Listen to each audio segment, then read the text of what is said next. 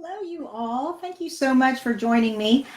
This month, actually, I am going to do a series because this is the month of July, and the month of July is hashtag World Watercolor Month.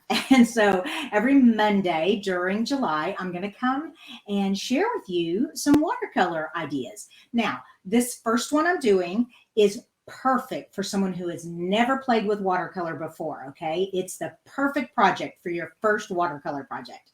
It's called a watercolor wash and is very simple.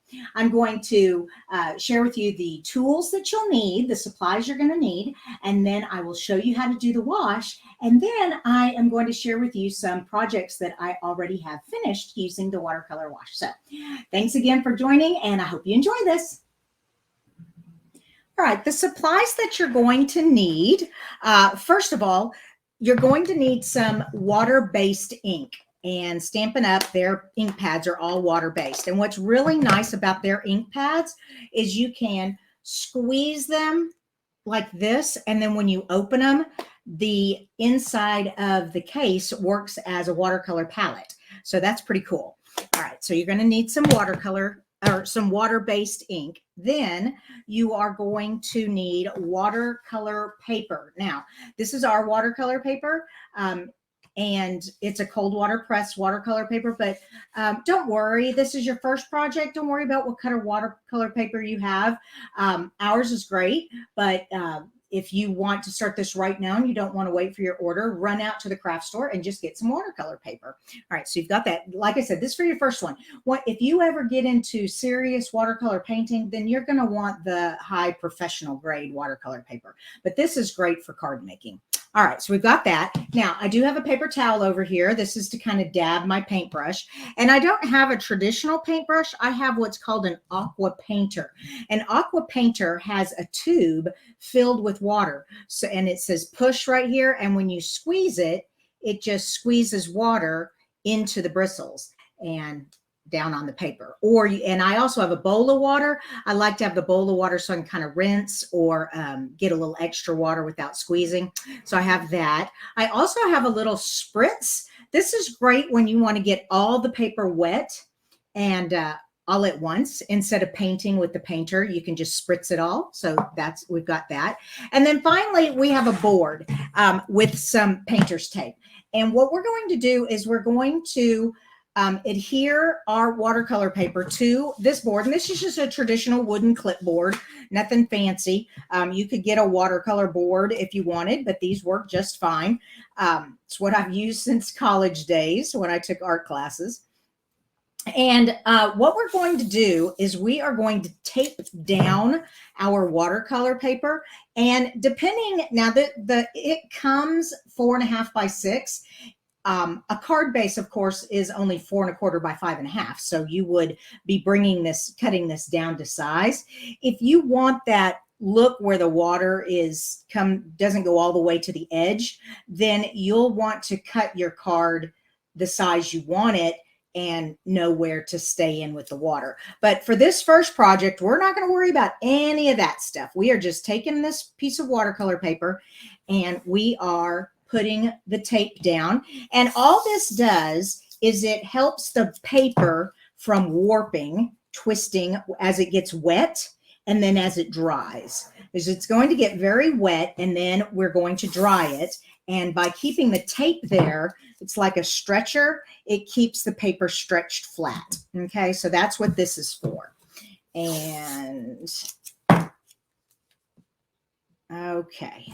And the reason I use painter's tape is because when I go to peel this off, I don't want to tear my watercolor paper. So it's a low tack painter's tape. Now that I've got it taped down, I am ready to start. Now, like I said, this is called a watercolor wash and it's wet on wet. That's a terminology we use in the art world, meaning that our paper is going to be wet and then we're going to put wet watercolor on there. We could take a dry watercolor paper and just start painting with our paintbrush, and that is wet on dry. But we're not doing that. We're doing a watercolor wash, and you'll see a lot of people take a wide angled brush. See how it's not pointy, It's a wide brush. That means I want to cover a lot of area at once, okay?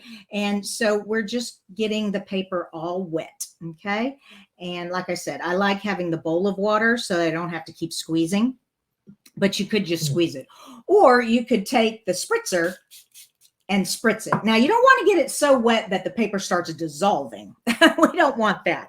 All right, so now what we're going to do, I'm going to take this pretty pink. This is the polished pink that I just squeezed. One more time, let me tell you how to do it. You just take your palms of your hands and just squeeze the top and the bottom together, and you get, and you're not going to close it. You're just going to leave it open like that, okay? Now, take your paintbrush, okay, and just get that ink all wet. And here, you ready? All right, and all we're going to do is just throw some paint on there. We're not even worried about what it looks like. Now that's kind of light, and that's okay. If you want it darker, what you do is you dry it. And how you dry it is with a heat gun. Now let me grab my heat gun.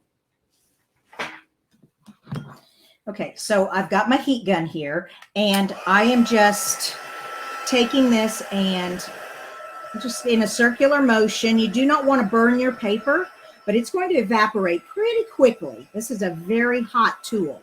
This is not a hair dryer. Okay, this is called a heat tool. It melts things. It's designed for melting embossing powder, but we're using it to dry our watercolor paper. And you can see as the water comes out, dries up, the paper starts to flatten out again. Okay, and that's what that tape is there for, to keep it nice and stretched flat. All right, almost there. Okay, now you may like that light color, but if you want it darker, now that we've got it like that, we are going to get it wet again. Okay, and put some more ink on there, more color on there, okay? And you can even get into the pad if you really want more color.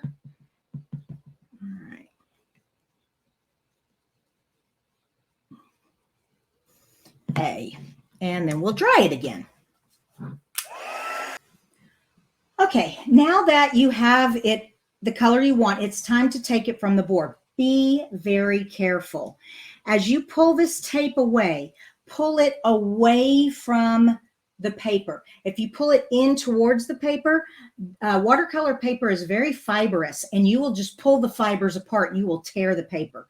So have it come out this way, and you won't have a problem.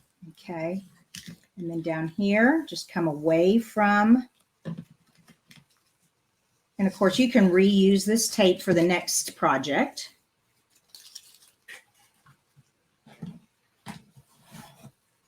And like I said, away from it.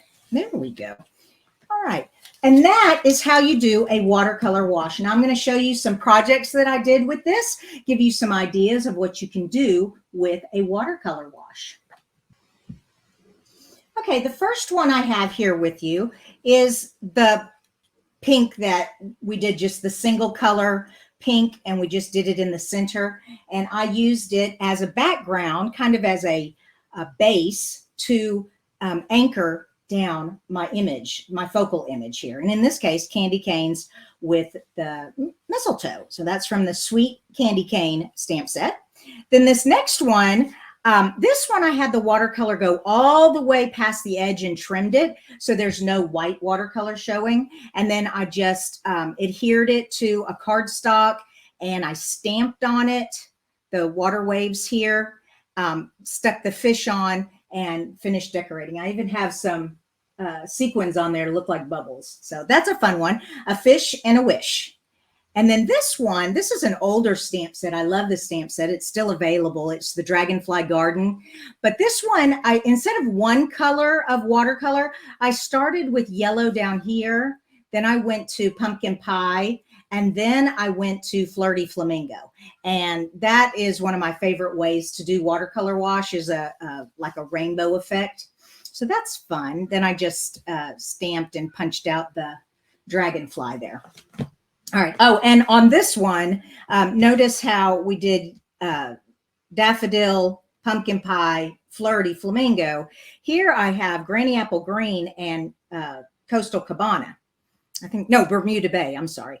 And what I did is I just dabbed my brush with the Bermuda Bay, and then I filled in with the Granny Apple Green, and I just let it kind of do its thing. And every time you do that, it's going to come out different, but it's really awesome for a water effect. All right, I hope you enjoyed this watercolor wash tutorial. If you are interested in any other types of watercolor tutorials, I will be doing one each week in July, but I have also done some in the past. So I have a link up here for you to click on, and it will take you to my playlist, watercolor cards that I've done, the playlist. All right, thanks again for watching. Bye-bye.